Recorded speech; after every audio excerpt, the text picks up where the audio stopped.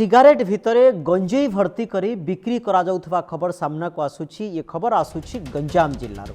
Cigarette रे गंजेई भर्ती करा जाउछि एवं बिक्री करा जाउथबा ये अभियोग करा जाइछि एवं ये घटना रे जनकु गिरफ करा जाइछि। घटना रे जनकु गिरफ करिछि ब्रह्मपुर पुलिस। ये गुरुत्वपूर्ण खबर जा अति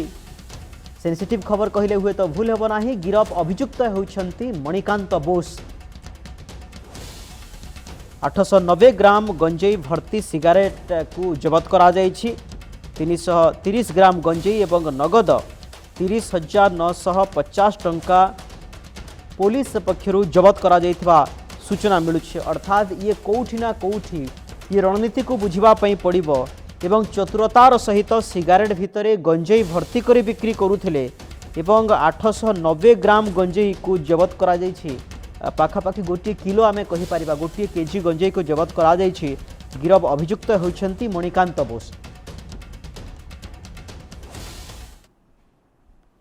अधिक आलोचना करबा पई फोन लाइन रे जोड़ी होइछंती दिगंबर महाराणा आम गंजाम जिला प्रतिनिधि। दिगंबर जानिबा पई चाहिबु निश्चित भाव रे सिगारेट रे गंजेई भर्ती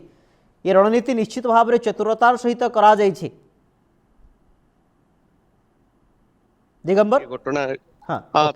रामचंद्र देखो ये घटना जे प्रथम थर नए पूर्व अनेक जगह एभली नजीर रही जेहेतु ये गोटे पुलिस को बड़ सफलता कहीपर कहीं जितेबले 800 ग्राम गंजेई को सिगारेट रे जो कम दामिकिया जो सिगारेट रही तार जो रही जो तमाकू अंश काढ़ा पर गंजेई भर्ती करी खुलम खुला भाव सी पान दुकान में बिक्री करते जी कि जड़े बाबू तो यह लेकिन दीर्घ दिन हम समस्त भितर गोटे नजर रही प्रकृत में सेठी कौन बिक्री करा जाए एवं मालामाल से किभली होती तेणु पुलिस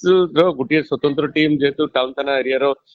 जी कि ब्रह्मपुर जो स्टाडियम रही से स्टाडियम निकट में रही ये जो पान दुकान खुलम खुला बिक्री होता निश्चित भाव में जदि आमे कहि परिबा दिगंबर ये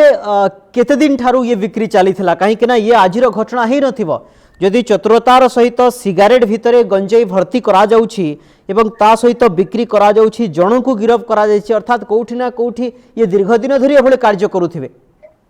निश्चित रूपे कहीं दीर्घ दिन धरी एभली जो गंजेई सिगारेट बिक्री करा जाउतला ता सहित अनेक निशा द्रव्य बिक्री करा जाउतवार मध्ये जना पड़छि। पुलिस कौन सूत्रु खबर पाउतला एवं जदि बा दीर्घ दिन हम सेठारे बिक्री होतला पुलिस पाखरे निश्चय खबर थिबो किंतु किछि जो जो माने रहिसंती पुलिस विभाग रो कर्मचारी सेमान को मध्ये आमे छाबासी दबा किंतु सेमान को मध्ये एथिरे संश्लिष्ट थाई परंती जहाँ साधारण मध्ये प्रश्न उंकी मारुछि कहीं जदि दीर्घ दिन हम सेठारे एभली बिक्री करा जाउतला तो खोलम खोला भाव बिक्री करा जाउतला कहीं ग्राहक माने सेठी प्रतिदिन भिड़ लगौतले तेणु पुलिस पाखरे मध्ये यार नजर रही तेणु किसी पुलिस बाबू मुनाफा पाउथवार जहाँ मध्ये जना पड़छि किंतु जहाँ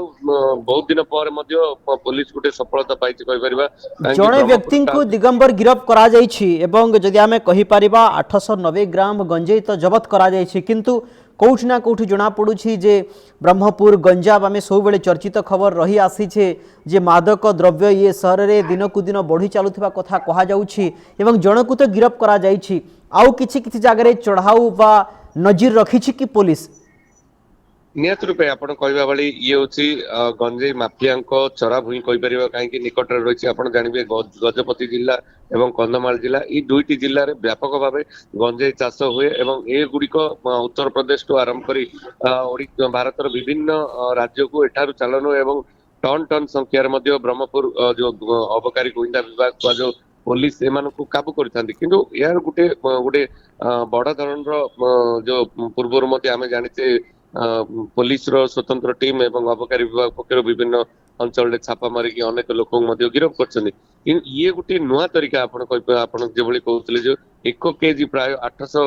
ग्राम कौन 1 केजी गंजेई आनुमानिक मूल्य जदि आम कह बाहर मार्केट रे प्राय 10,000 टंका कि 15,000 टंका हम किंतु प्रकृत में जो सिगारेट रे भर्ती कर दि जाए ताले गोटे सिगारेट रे दाम जदि आम हिसाब करिया गोटे किलो गंजेई प्राय पाखापाखि लक्षे टंकार बिक्री होता है तेणु ये गोटे नुआ तरीका थिला एवं जो बाबू बिक्री करथिले तांकु जेतु पुलिस गिरफ करछि ए तांको सहित किए किए संश्लिष्ट अछन प्रकृत रे गंजेई से केउटु आनथिले एवं तांकु सिगारेट किए देउतला ए सिगारेट बिक्री रे तांकु किए सहयोग करथिला पुलिस ଏହାକୁ ମଧ୍ୟ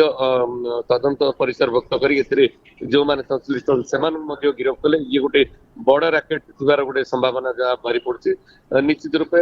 पुलिस ଏଥିରେ ମଧ୍ୟ ସଫଳତା ପାଇବ ବୋଲି ଆଶା କରାଯାଉଛି। ओके बहुत बहुत धन्यवाद दिगंबर आपनकर समस्त प्रतिक्रिया दिगंबर महाना थिला प्रतिनिधि विस्तृत भाव में ए बाबद अपडेट सूचना दौथि।